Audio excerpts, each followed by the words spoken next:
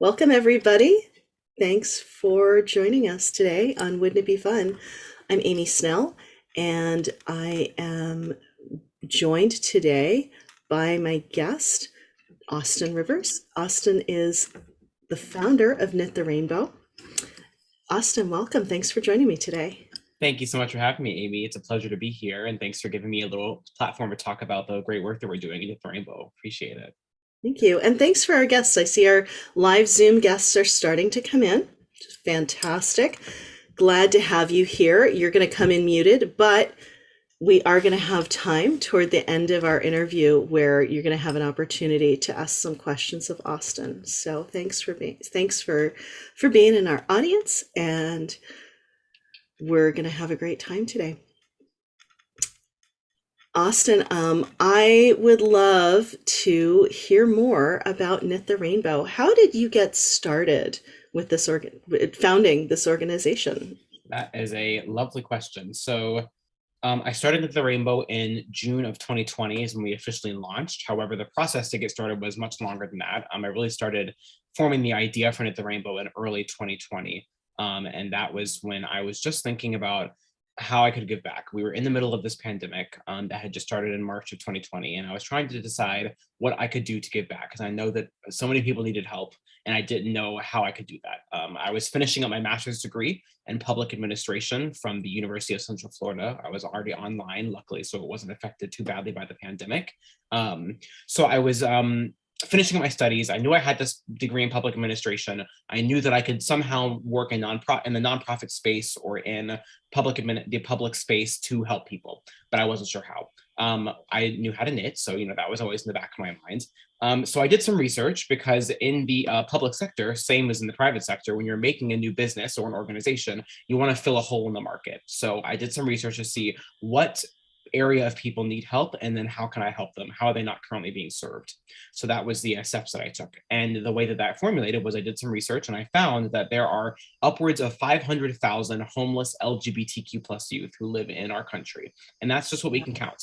There are likely thousands more that we don't know about. It's difficult to keep track of homeless people and to count them in census and things. So that's for the United States as a whole. I obviously couldn't initially serve all of them at the same time. So I zoomed into New York City, which is where I live. And I saw that there are at least 8,000 homeless LGBTQ plus youth who live in New York City. Wow. That number is huge, but it was something that I was like, this is a group of people that I can help. I can figure out a way to help a number of these people. And me being a Black gay guy living in New York City, I was like, this is the community that I want to help. When you look at the homeless community, whether they're LGBTQ plus or not, they often skew Black or brown, people of color. So I was like, this is my community, Black and brown LGBTQ plus youth. I'm not a youth anymore, but I was a couple of years ago. So when I say youth, we mean anyone between 12 and 24. And so I couldn't create a shelter at the time. I didn't have the resources to build a shelter or to make the connections for a shelter. But what I could do was knit. So I started crafting myself, making as many things as I possibly could, and then slowly but surely the word spread, and Knit the Rainbow became what it is today. That's fantastic. So I'm curious. So you've got this population you're serving, and as you said, they're homeless, Mhm. and it's hard to find them in the census. How do you find them to distribute these articles to them? That's a good question. So we actually partner with other nonprofit organizations who serve these youth and already have connections with the community. So what I mean by that, so our very first partnership was with the Ali Forney Center here in New York City. That was a great first partnership with us because they are the largest organization in the nation that's dedicated to housing for LGBTQ plus youth. So having them be our first partner was really great to kick us off. So our first collection drive that we did as a nonprofit, where we were open to everyone else, was for the Ali Forney Center, and we were able to collect 800 garments from across the country within 6 weeks to distribute to the Ali Forney Center. And so that was our first drop off back in, I believe, October or November of 2020. That was our first big distribution day. So I realized that that was going to be the easiest way to get to the youth is through the organizations that they already know and love, like the Ali Forney Center, New Alternatives, Hedrick Martin Institute, Arts and Acceptance. There are a bunch of nonprofits and churches in the city that have organizations that are serving these youth. And so that's how we decided to go about delivering our garments. There is a world one day where we're able to maybe have our own Knit the Rainbow space where folks can come and know that we're also a place where they can get garments. But for now, we're doing our distribution through our nonprofit partners, which has really helped us to get stuff out to the youth, especially during the pandemic. That was one of the hard things, is like we didn't know how to get things to people in a pandemic in a way that feels safe. And we did that through our partner organizations. It's fantastic. What I love about the work that you're doing here is you've been able to link into knitters from at least all over the country, and I don't know if it's beyond that, but to give them a way to directly help and affect folks' lives in a positive way, as you say, safely and distanced as so many of us have to be, Right. but still being able to actually have a positive effect. Exactly. Yeah, it's really the cool. It's hard to say it like this, but the cool thing about the fact that we were in a pandemic is that everyone was home, and that it really allowed the space for Knit the Rainbow to grow, because all of the crafters around the country were already home and crafting because they weren't doing much. So this was the time for us to be like, hey, let's reach out to this community of crafters who already are so big at giving back. We know that craftivism is a huge thing in this community, and we're so grateful to that we have this big community to kind of give us this big hug when we first arrived. And we embraced the community as they were at home, out of work or working from home. And then we're able to get so many garments in our first 6 months because of everyone being home. And we were able to find a way for people to give back to a community that they don't often give back to. A lot of people don't know about the LGBTQ plus housing crisis that's going on in our nation. So one of our programs is actually called Educating the Masses, where we're trying to work to really educate people on the fact that these kids exist, that they exist all over the country, and that there are ways that we can help them through Knit the Rainbow, but also through our partners. Yeah. I really appreciate that part of what you're doing is education, because as you say, a lot of us, if this doesn't affect our lives directly, we might not have the awareness there. Right. Can you speak a little bit? So, why is there particularly and often a homeless crisis for LGBTQ youth? Can you speak to that? Yeah, of course.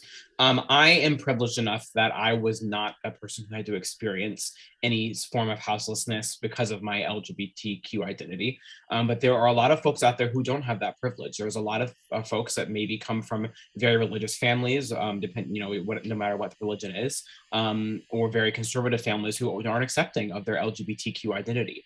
And so therefore they are either kicked out of their homes, or they don't feel comfortable enough to stay in their homes and end up living on the streets, living on their friends' couches.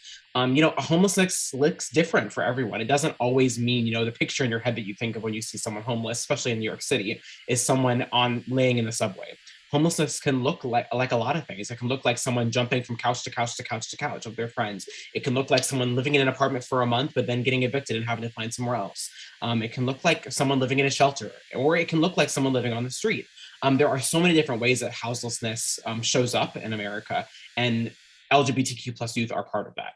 And they are usually often, like your question was, are homeless because of the fact that they are LGBTQ plus, which is why it's important that the shelters that we work with are dedicated to providing beds for LGBTQ plus kids, because it can be dangerous for an LGBTQ plus person, especially our trans brothers and sisters. It can be even more dangerous for them to be in a regular shelter or to be living on the street, because they become targets. So the thing that's important to consider is that these folks cannot always just go to a generic shelter. They sometimes have to feel safety within a shelter that's dedicated just to LGBTQ plus folks, which is why it's super important that we continue partnering with these organizations. Yeah. Something that I love about what you're doing in sharing these hand knitted garments. I'm sure that sharing clothing, sharing anything warm would meet a need. But the fact that these garments, these accessories and hats and sweaters and scarves, that they're handmade, for we as knitters know that means someone has put a lot of time and a lot of love into the creation of that. And to me, that sends a very specific message, and it's one of acceptance, and it's one of care, Absolutely. wanting to share that. Can you share some of the responses that you've had from, I don't know, either individuals that you've been working Mhm. with or the organizations that you've been working with distributing these pieces? Yeah, absolutely. I definitely can. And you're totally right that it has a double purpose. It's not just keeping these kids warm. It's also giving them knowledge that someone out there is thinking of them. Someone out there took the time, whether it's days, weeks, or months, to create this garment and to distribute it to me, and then for me to then go out and give it to the shelters that they're at. So it definitely serves that double purpose. A lot of people don't get handmade garments unless they have a family member or a close friend that knits or crochets. So it's really a special thing to get a handmade garment. So it definitely serves, in addition to keeping them warm, we are hopefully able to let them know that people also are thinking about them and love them from around the country, and are a couple other countries that we're also accepting garments from. Um, your question was, I just went on a rant and forgot what your question was. Can you remind me what the actual question was? Just sort of how that's received Oh, and yes, yes, sort of absolutely. responses. Yeah. Thank you. So we have heard back from some of the youth. The hard thing is that during the pandemic is we didn't get direct interaction with the youth that we were serving. But I have actually now heard from a couple of people who reached out to us on Instagram and talking about just how thankful they are, not only to be warm, but because of that dual aspect. One of the people who reached out to us actually is a crafter themselves, and was talking about how they already understood the meaning of having, they went to this event where there were a couple of boxes laid out of garments that we had delivered. And they couldn't even believe that there were hundreds of handmade garments that were sent to them just for this community, just specifically for LGBTQ plus folks who are experiencing houselessness.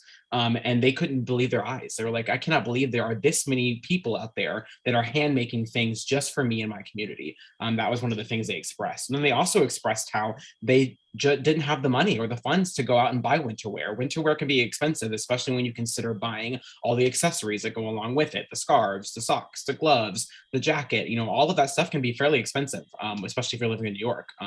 So they were also super thankful for the opportunity to amp up their winter wear and actually be warm for the winter.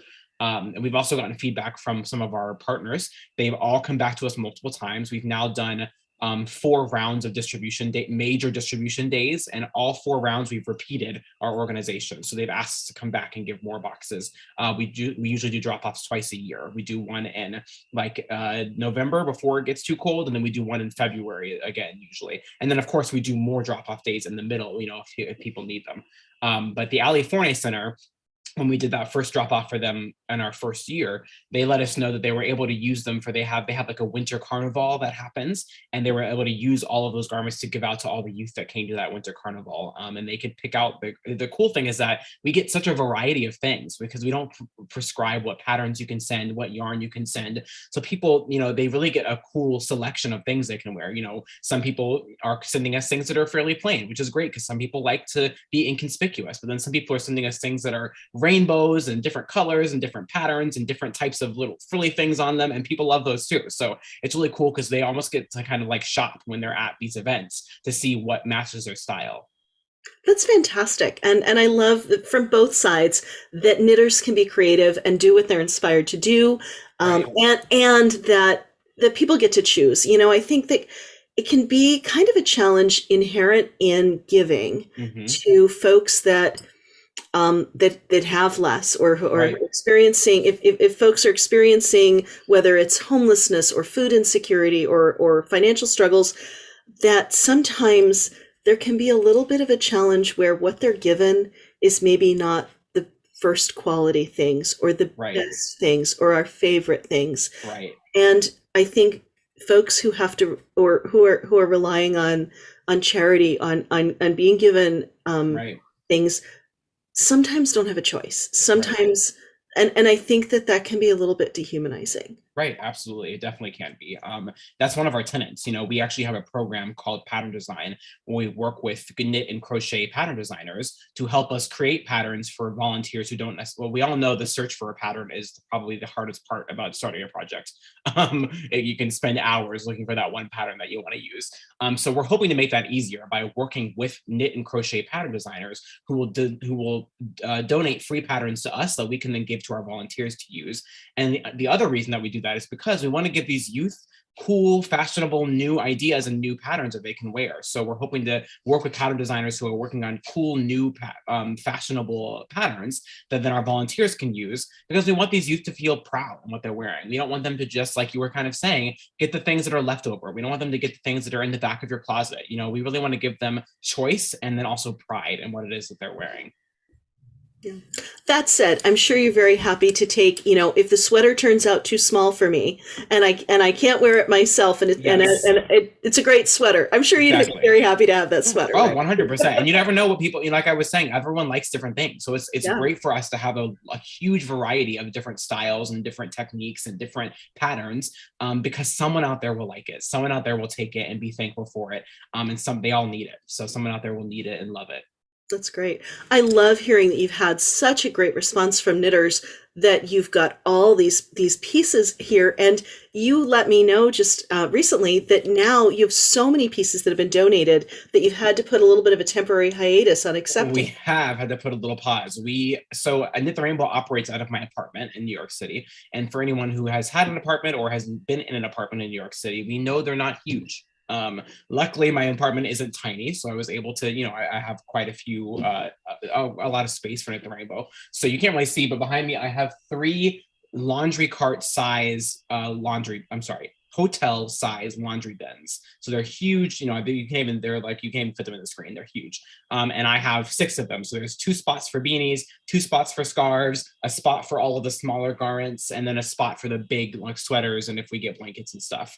And we have those are above their capacity, and then we also get 4 to 5 boxes a day of garments, which is absolutely amazing.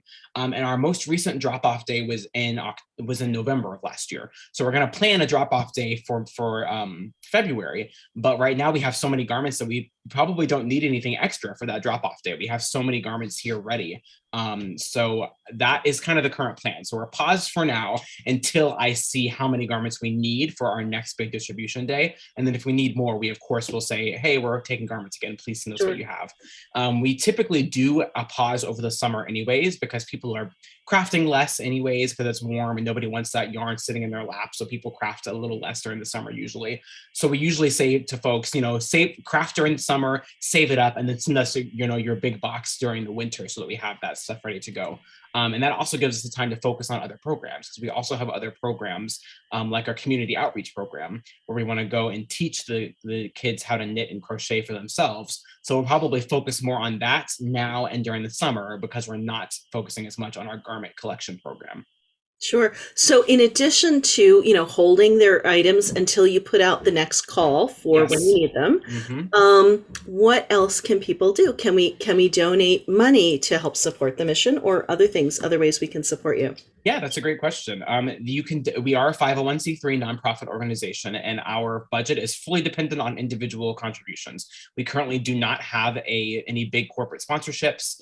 So all of the money that comes into Knit the Rainbow that helps us to rent cars, to pay for our storage unit, to pay for the boxes and the tape that we do, to pay for the U-Haul that we have to rent on our big distribution day, to pay for social media marketing and campaigns, and our contractor that does our bookkeeping and all that stuff. So all of that stuff that we pay for all comes from individual contributions that are coming from folks just like all of you who are watching this. So that's definitely a way you can help, especially right now when we're not taking garments, is to help with some financial contribution. $5, $10, $15 or more. Anything helps, because that's one little more bit of money that we can use for something.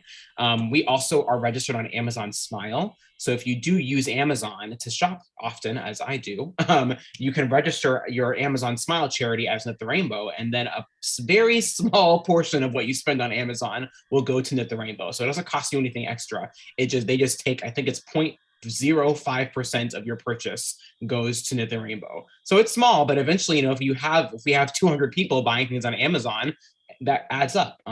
So that is another way. Obviously, follow us on social media, and I know that Amy put all of our stuff there, so thank you. I appreciate that in the chat. Follow us on social media, spread the word. That is also super helpful for us. The more people that we have, looking at our mission and sending us things, the more people that we can help. We are also hopefully soon announcing a crafting drive that you can help in. So we accept tiny hearts. Let me show you what those look like in case you don't know. So we accept tiny hearts. It's these. They're usually crocheted, but we do have some people that knit them. And what we do with these is we tag them onto each garment that we get. So what we do is we have a tag, we have this, and we tag it onto the garment and then fold it up and put it in our box so that each person kind of even gets that reinforced that we're sending this made with care and with love. So we're going to announce soon, probably next week or so, that we're going to do a drive for tiny hearts, because while we have all these garments, we have run low on our tiny hearts, so we need more. So that's something that can be really easy to make. You can probably make 100 of them in a matter of days. So if you do still want to craft from the rainbow, what you can do is send us those tiny hearts so that we can attach them to all of our garments. So there is sharing our page with your friends and family and your colleagues. There is making financial donations. You can still craft. You can make us tiny hearts. Trying to think what other ways. We are also always looking for people who teach knitting and crocheting. While we haven't started our knit and crochet classes yet for the youth, we were hoping to do that in the next couple of months. So if you are a crochet or knit teacher and want to help us virtually or in person, please send us an email and I'll add you to our upcoming teacher list so that we can reach out to you when it's time to start teaching classes. Fantastic. Or pattern designers too. Sorry, that was the last one, is pattern designer. So if you design knit and crochet patterns and would like to donate a pattern to us that we can put on our website for our volunteers, that is also a super big help for us. Fantastic. Thanks for all those suggestions. Yeah, of course. Yeah, there are lots of ways to get involved, even though we're pausing our garment distribution program right now, our garment collection. I have put Austin and Knit the Rainbow's website and donation links, as well as Instagram handle, into the chat.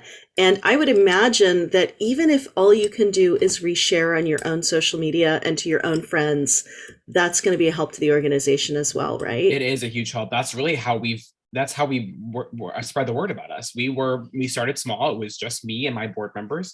And then we got a social media page and we got a website. And that's the way that we've grown the most, is through social media. Every month we get a couple more followers, and that's a couple more people who can help. The crochet pattern, I see there's a question in here, is on our Instagram. So it's not on our website. If you go to our Instagram and go to the links at the top of our Instagram, you can find the crochet heart pattern there. Sorry, I just interrupted to answer that question real quick. Perfect. And I can put the link in a bit as well. I can't remember if I answered your question or not. Here we are again. Yeah, you did. It was a question about asking whether it's helpful just for folks to reshare to their own social media. Yes, definitely. Yeah, that's the way that we've grown the biggest in the past year and a half.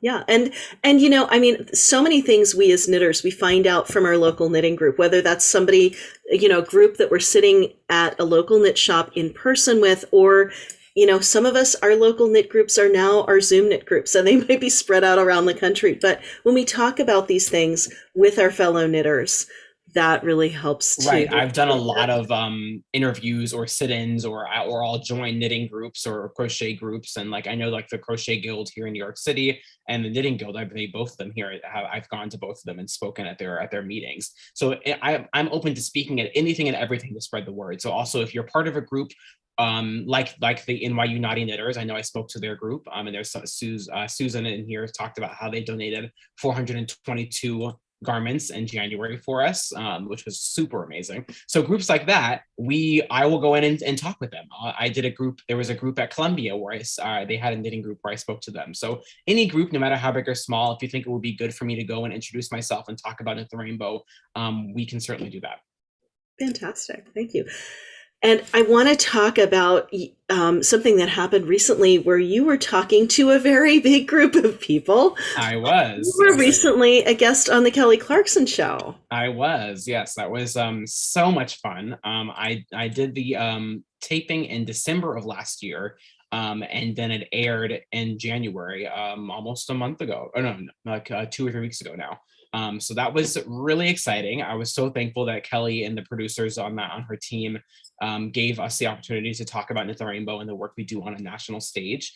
And that is part of the reason we had to stop taking garments, because we've all of a sudden, we usually would get 2 to 3 boxes a day, but we've now been getting 5 to 6 boxes a day, which is absolutely amazing. And Kelly Clarkson gave us a $5,000 donation, which is super helpful for the beginning of the year to help us, get all of our monthly things in order for the rest of this year. And the experience was so much fun. They gave me kind of like a little script ahead of time. So I did a pre-interview with a producer, and they typed up kind of what I said and made a little pre-interview script for me. And then obviously when I'm on the show, I'm speaking in my own words, but they just kind of gave me that to guide me through, just to be safe, so I would know what questions she was going to ask me. And then of course she threw in some random ones, and we kind of just chatted back and forth. And she talked about my name, and I got to teach her the word craftivism. She had never heard that term before, so I got to teach Kelly Clarkson craftivism, which is really cool. And Josh Gad was a celebrity guest that day. And for those of you who don't know who he is Olaf in Frozen. And he also was in a couple of Broadway shows, Book of Mormon being probably the most famous one. So he was really cool to sit next to, because I'm also a musical theater person and living in New York City. So it was really cool to meet him, sit next to Kelly Clarkson, talk with her about Knit the Rainbow. She's actually a quilter. She was telling me before the taping actually officially started, when I first sat down, that she makes quilts for all of her guests, for all the judges on The Voice with her. So that was really cool to kind of talk with her about crafting in that kind of informal way. But that was such a cool opportunity. We've had an influx of social media followers and subscribers to the website. I can't wait to see how we're going to grow from here. We've gotten some cool potential, maybe partnerships coming up, one with a major yarn company, which you'll hear about soon. I'm sure you can assume there's only a couple very big yarn companies that are in the States, so I'm sure you can assume which one I'm talking about. But a couple of big corporations have reached out to us. Patagonia has reached out asking if they want to send us some coats that we can provide with the garments that we distribute. So there's some really cool stuff coming out of the pipeline because of the Kelly Clarkson show that we're now able to grow from. So we're super excited about that opportunity. That is amazing. I love that happened for you, and I'm just astonished. How did, if you don't mind, if you're willing to share with us, how did that actually come about? A producer reached out to me on my personal Facebook page. Wow. And when you're not friends with someone on Facebook, it goes to your, that other folder in your Facebook messages. So I almost could not have even seen it. I was lucky that I was like sitting on my phone at the time that the message came through, so I got the notification. But if you're not looking at your other folder regularly, you may not see that you get a message like that. So a producer reached out to my personal Facebook page. I don't actually know how they found the rainbow. I believe it was probably through social media. And that's how it happened. They reached out, I did the pre-interview, and then they had me on hold for months until they finally called me the week before and said, "We're ready to fly you out next week." And I said, "Okay, sounds good." So you had to go to... I had to go to California. They flew me out to LA. I was there for 36 hours. It was in and out. It was quite the experience, but they also flew out Andy. And Andy is one of the youth that has received a garment from us.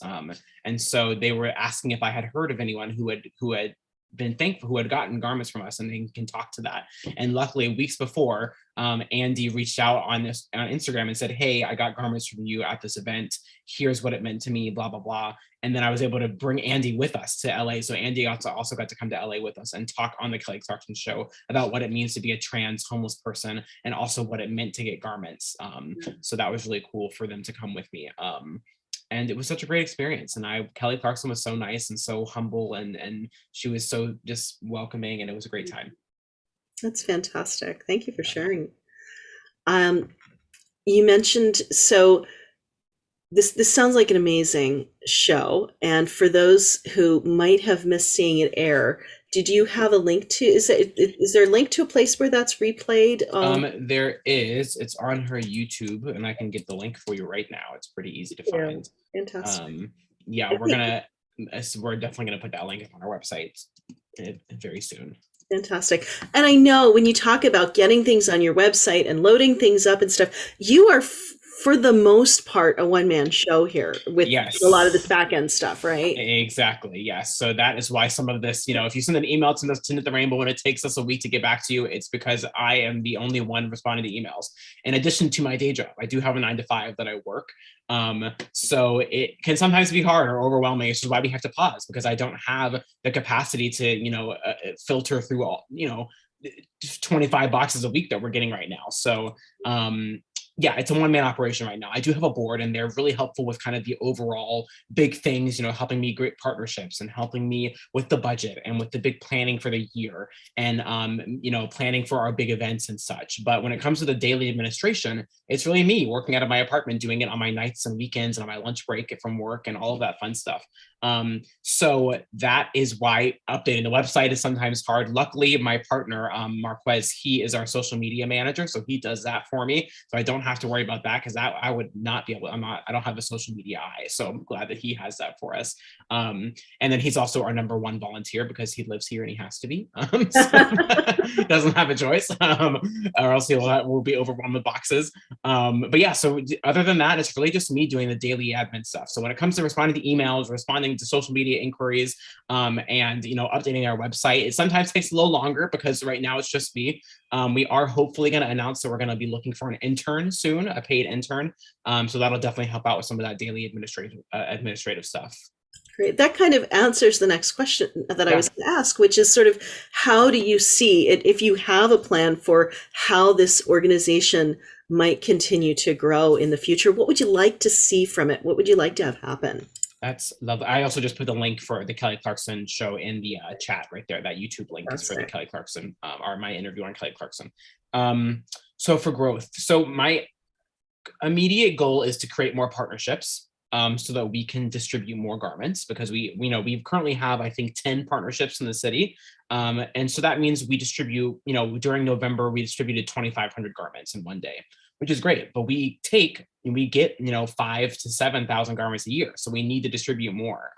So we want to make more partnerships. So we're expanding right now to the tri-state area. So we're going to start looking at New Jersey and Connecticut for other places that we can start distributing garments. And then we're also going to start looking at other cities like Chicago, like Philly, Boston, other cities where it's cold and where people need warm garments. So that's one way, is that we're trying to grow by building more partnerships, so we have more places to expand to take our garments out. We would love to get an office. That's kind of a more longer term goal. It's not something that we need right now, but an office would be great, so that we can have staff and we can have a place where volunteers can come and knit and crochet with us, or we can have a space where the youth can come directly to our office and pick up garments if they need them on a last minute basis. So having an office space in New York City would really be something awesome to have. And all of that just requires money and grants. So one of the first steps we're going to start making this year is writing grants. I have never done that before, but we have had someone reach out who's like, I'm a grant writer. I work with homeless women in another state, and she's willing to help us write grants for Knit the Rainbow. So that's a step that we're going to start taking soon, so that we can start really expanding, because really, unfortunately, in the world that we live in, it does require money to expand. And so like I was saying earlier, really monetary donations really do help us a lot, because we can't hire staff without the funds. We can't get an office without the funds. So in addition to having more and more garments, we also need more capacity in order to do something with the garments. So hiring some staff, getting an office, and expanding to other partnerships, I think, are the 3 goals for the future of the Rainbow to grow. It's great. I wish you luck with it. It seems like you've grown so much in the year and a half Yeah, since you we came into have being. much faster than I thought we would. I had no idea that we would have, volunteers from, I think from our first year, we had volunteers in 28 different states and 3 different countries sending us garments in our first year, which was crazy. We raised $30,000 in our first year, which really helped us to get to the point that we are now. And we just got to keep on raising money and keep on growing and accepting more and more people into our Knit the Rainbow community, and see where it takes us. And on to more and more televised interviews, so we can get some more national coverage too. Fantastic. I love it. I am really loving this shirt that you're wearing. I'm catching Oh, some glimpses of it yes. here. It's fantastic. Yes, this is actually one of our tank tops. So where can Yes, we get those? great question. We have a shop on our website. It's www.knittherainbow.org, and then / I believe it's shop. or store. It's one of those. Well, I'll find the link and put it in there for you. But so we have a shop on the website where you can buy a number of things. We have t-shirts, we have tank tops. This is actually one of our tank tops from last year, from Pride 2021. We will be coming out with a new collection of merchandise very soon. So if you don't see something that you like on the website right now, there are new items coming out within the next month. So there'll be new, we have all of our shirts right now say Pride 2021. So we're going to come out with some new shirts that don't say Pride on them. And then also some shirts for Pride 2022. We also have mugs, we have masks, we have socks, we have tote bags. And a new thing that we are putting up on the shop this week is our new enamel pins. So we had an enamel pin for our first year, which was our commemorative first anniversary enamel pin. And those are basically sold out. We only got they're all kind of exclusive. So all of our pins are going to be exclusives. We only buy 100 of them, and then we sell 100 of them. So our pin for this year is this here. So you can't, it's kind of shiny, so it's hard to see, but this is our pin for this year. So our it says Knit the Rainbow and then 2022 on it. So what our plan is for our pins is that we are going to put out a new pin every year, and it's going to be one of the 4 parts of our logo. So our logo, as you can see here, is a beanie, a mitten, a scarf, and a sock. So 2022 is the beanie. I would imagine, excuse me, that 2023 will be the mitten, and then we'll go on until 2020. 2025 until you can get the full collection. So if you have our first anniversary pin, that would be that, and then you have 1, 2, 3, 4, and 5, and then there'll be a 5th anniversary pin. So we're trying to get like a series together so that you can keep buying pins and have a kind of a full collection of the rainbow pins if you want to, be a collector of our pins. So that's going to be a cool little thing that you can collect over the years as we continue to grow. But yeah, we only sell 100 of them. So if you want a pin, we're going to announce it this week. So follow us on social media and subscribe to our newsletter to get notified when they go on sale. So you can grab yourself a pin if you'd like. They're going to be $12 on our website. Great. And if folks are subscribed to your newsletter, I imagine they're going to get updates when you're ready for new garments and things, exactly. right? Right. When we need more teachers, anything that we ever need goes into our newsletter. I mean, I promise you, I only send 1 a month, maybe 2 if we have a really important event coming up. That I will not spam your inbox with emails. Like I said, it's only me. I don't have the time to spam your inbox, so it's only going to be 1 email a month, maybe 2 if we have a cool event or a fundraiser that month. That's awesome. What kind of events might we expect from you? Good question. So one of our programs I haven't spoken about yet is called Knit the Future. And that is where I take my day job, which my day job is working in diversity and inclusion at philanthropy organizations. And I incorporate it into Knit the Rainbow. As a lot of us know, in the history of crafting, it's typically seen or viewed as by the outside world as something that older white women do. And we know that there are a whole lot of other people that craft that are not older white women. And I want to be able to provide a voice for those so that people on the outside of the fiber arts community know what we know on the inside, that there's a whole group of people that are crafting. There are young people, there are middle people, there are old people, there are Black and brown people, there are trans people, there are all these different people crafting that the world doesn't know about. And so Knit the Future is where we hold panel discussions. We do about, anywhere between 3 to 6 a year, where we are bringing together groups of diverse crafters and giving them a space to talk about what it means to be a diverse person in the crafting industry. So for example, during Black History Month, we'll probably do one that is focused on Black crafters. We did one last year and that was super popular. So we're probably going to do one again this year. And we also did one during Latinx history, during Hispanic Latinx Heritage Month. We did one that celebrated non-binary and trans crafters. So we just have different stages. So those happen probably once every 2 or 3 months. We do a virtual workshop, and it's free to come and watch and listen to our panelists talk for an hour. We usually get anywhere between 100 and 200 people on the Zoom watching us.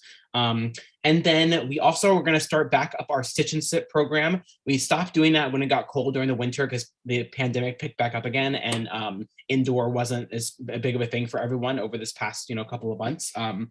But we were doing monthly Stitch and Sips where you would come meet us at a bar or at a restaurant, and we would have a big section. I think our biggest Stitch and Sip had 12 people at it, which was really cool. And people can come and just sip alcohol or whatever your choice of drink is, and craft. And you can bring garments there if you're a crafter and want to drop off garments. We're hoping to maybe add a virtual aspect to that so that people who are not in New York City can also join in our Stitch and Sips. So that will be coming. We'll be picking that back up again, probably in March when it's not so cold anymore.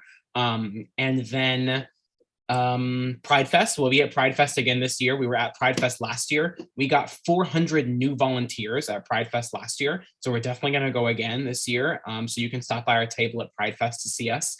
We will definitely have some sort of fundraising event this year. We always do at least one. Last year, I did a benefit concert at Don't Tell Mama in New York City for Knit the Rainbow, and we raised $10,000. So that was really awesome. And this year, we have some other cool ideas for what our fundraiser might be, and we'll talk some more about that as we solidify what the idea is. There'll be some event and at the closer to the end of the year for that. But check out our Knit the Future panels. If you're subscribed to our newsletter, you'll get updated what it is very soon. Check out our Stitch and Sips if you're in New York City, and then hopefully there'll be a virtual option soon. And then our yearly and or bi-yearly fundraiser that we're going to have, either a gala or some other sort of fundraiser. And that's it for now, I think, for events that we do. I'm really looking forward to getting to hear about all those events as they come up. And Yes. I'm excited that some of them are going to be virtual because I'm on the other side of the country from you. Right. I'm in California. But you know, I still want to help, and I still love that there are going to be ways that I can be involved even from Yes, far. exactly. Yeah, we want, a lot of the events are more on the fun side, so we want to be able to include our volunteers who are across the country in the fun and not just those who live here in New York City. Yeah, that's fantastic.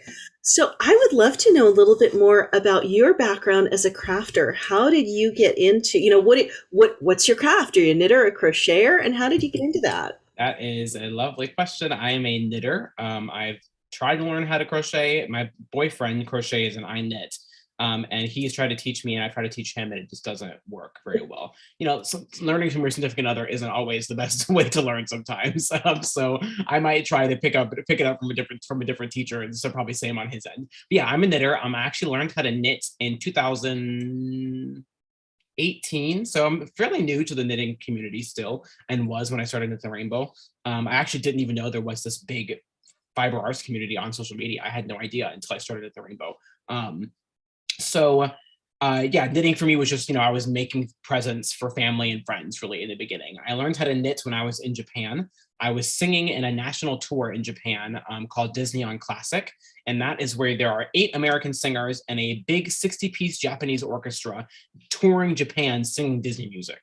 Like, Wow. what else would you want to do with your career? That's I'm from fascinating. Kissimmee, Florida, and so I grew up at Disney World, basically. So I could not even imagine a better job for me than getting up in my tuxedo with a microphone, singing Disney music live with an orchestra and 2,000 people in the audience every night. It was really something special, and we toured all over Japan.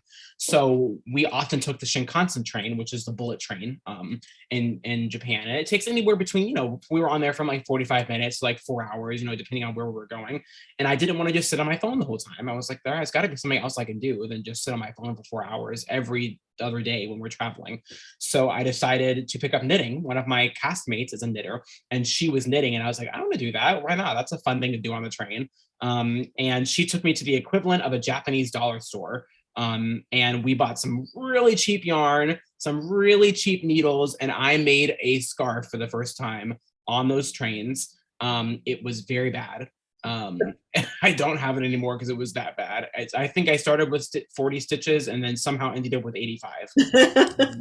Don't know how that was even possible, but it happened. I picked up so many I know stitches. exactly. I know exactly what you do. What you did, Austin. I teach a class on like basic stuff you're doing wrong as a newbie. Right, and I'm sure I did all of those wrong because I learned from my friend taught me, but I really learned from YouTube University. So it was I was like, how did I even pick up double the amount of stitches that I started with? And I didn't even notice until the end. I was like, I don't think it's supposed to look this shape. No, I was it's making all. all right, I was making a shawl on accident. So I threw that away. And now I think back, I wish I would have kept my first project so I could show it off, but I did not keep it. So that was my first project. I'm obviously better now. I'm still not an expert knitter. Like, there are still a lot of things that I haven't tried. Never made a sweater or a cardigan before. I've only stuck to one of the smaller accessories and that the Rainbow kind of accepts. So I'm still looking to learn more. I haven't done any like really intense patterns, or I honestly don't even know if I know how to read a pattern really. So other than like, I can read the word patterns, but not the ones that are diagrams. So there's still a lot more for me to learn too. So I'm excited to learn along with the youth and the volunteers to up my knitting skills so I can create more new and exciting things for myself and for the youth.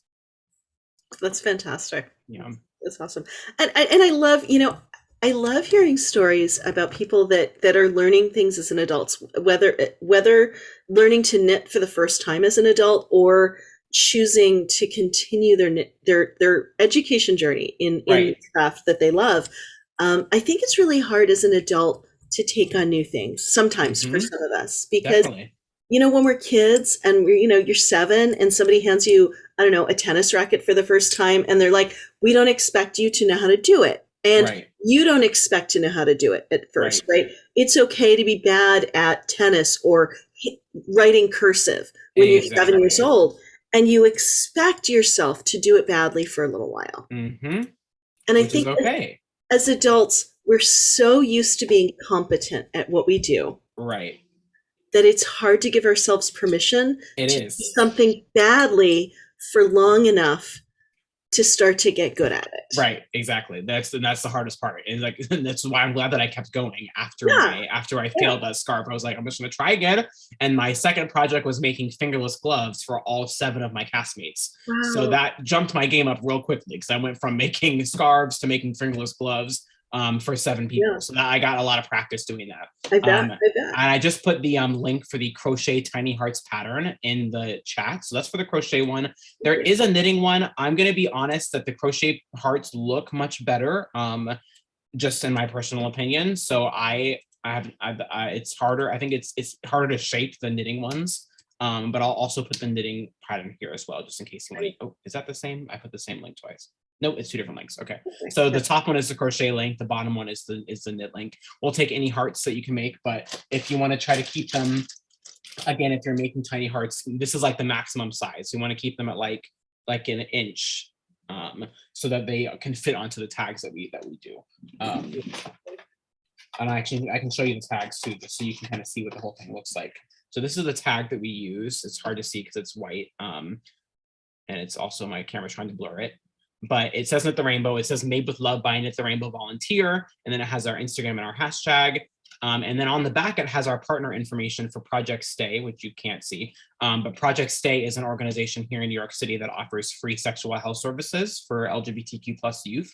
So there are partners in that realm. So we're also giving them information about free sexual health services when they get our garments. So basically, we take the tag and we take the heart, and there's a little hole here, and we tag it through that so that it comes like this. And then we would cut off the excess. So if you are making tiny hearts, you don't have to keep you can cut the extra yarn off the end if we don't need it. We use a tagging gun that tags it for us. So we tag the heart onto the tag and then tag this onto the garment, and then that's how they get it.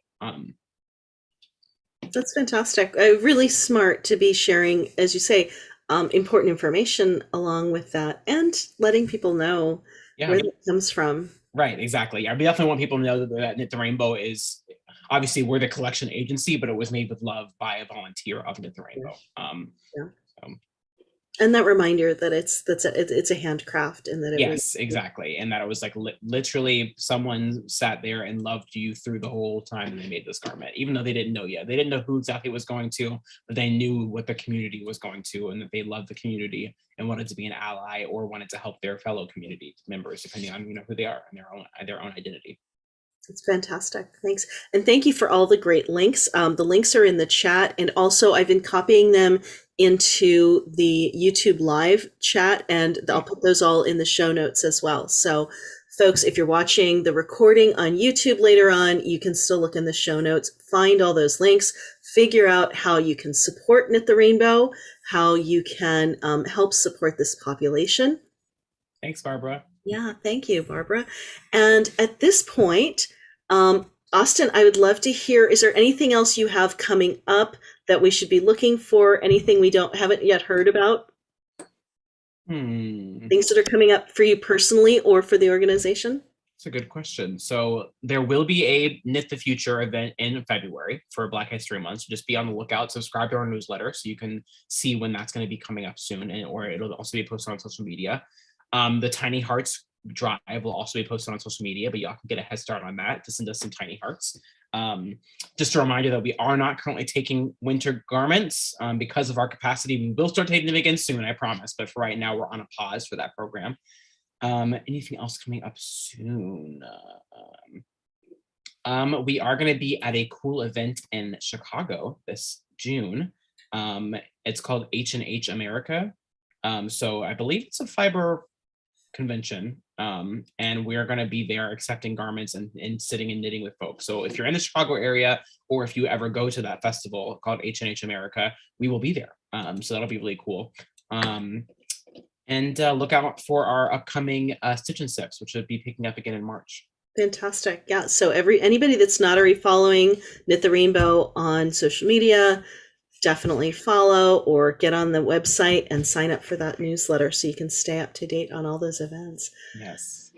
I would love to open up to questions. Anybody who's here with us Zooming live, by all means, go ahead and you can put your questions in the chat, or since there's not too many of you there, you can unmute if you'd like to ask Austin a question. And I'm going to also check on our live viewers as well and see if we've got any questions over there.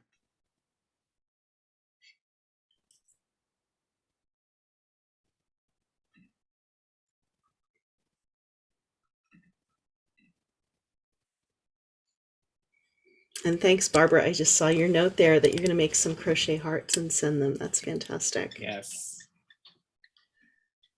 That was actually an idea by Susan Cologne, who's one of our volunteers. And she was in our first year, she was like, hey, I can make these hearts. And then she also gave us a bunch of tags. That's where the idea came from, that we should tag everything instead of just sending the garment. So it was actually Susan's idea to tag with hearts all of the garments that we send out. And now we still do it.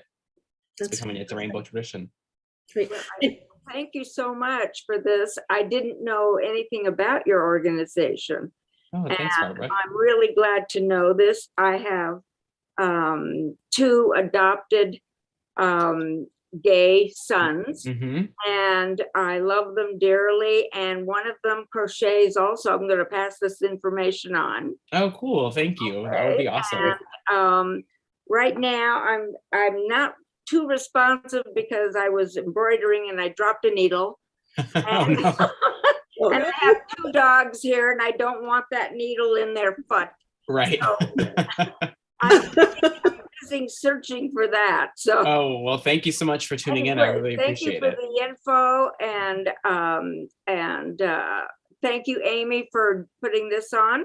Yes. It's nice to know because I just learned to crochet, and I'm going to do it. Yes, do some tiny hearts for us. Thanks, Barbara. Okay, I'll sign off so I can find that damn needle. Yes, good luck.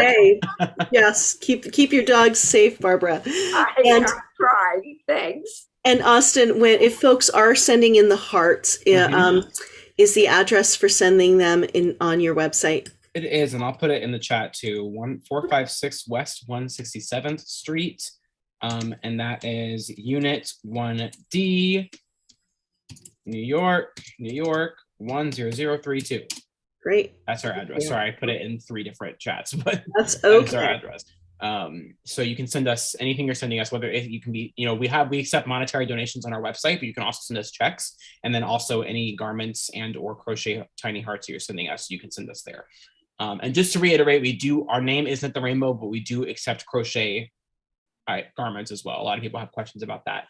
There are no yarn restrictions and there are no pattern restrictions. You can craft whatever you want with whatever yarn you'd like and send it to us, and then we'll get it distributed, but not right now. We're on our pause.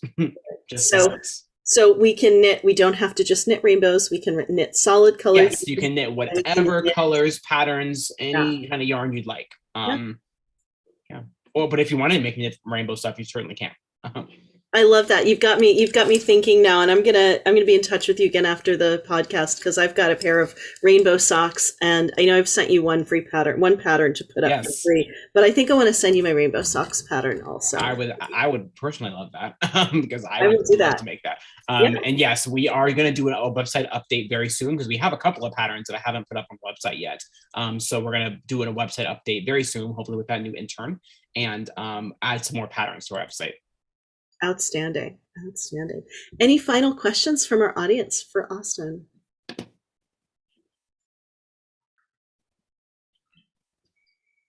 All right. Well, if that is everything, I just want to thank you, Austin, for spending the time with us today. This has been wonderful. And thanks to everyone who's joined us virtually today. I do this podcast on video once a month here via both Zoom and YouTube Live. And my next episode is going to be Monday, February 21st. I'm going to be welcoming knitwear designer Erin Clayton. She's going to be my guest that day. And if you'd like to join us live, you can go to my website, which is deviousknitter.com/podcasts. And you can register to get the Zoom link to join us live when I have Erin on February 21st. You can also follow the podcast on Instagram. That's at Wouldn't It Be Fun on Instagram, or you can follow me on Instagram. I'm Devious Knitter on Instagram, and I will always post updates about the upcoming podcast and how you can join us. Thank you. Thank you. Thank you so much, Amy, for having us. And again, for giving me a little platform to talk about Knit the Rainbow. Even if only 1 or 2 people learned about Knit the Rainbow fresh, I always love to chat about what we're doing. So like Barbara, thanks for tuning in and learning about us. I really appreciate you giving me the time to chat about what we do and for asking me such great questions that are super thoughtful and introspective. So I really appreciate it. Thanks. Really appreciate your time. And thanks everyone for joining us.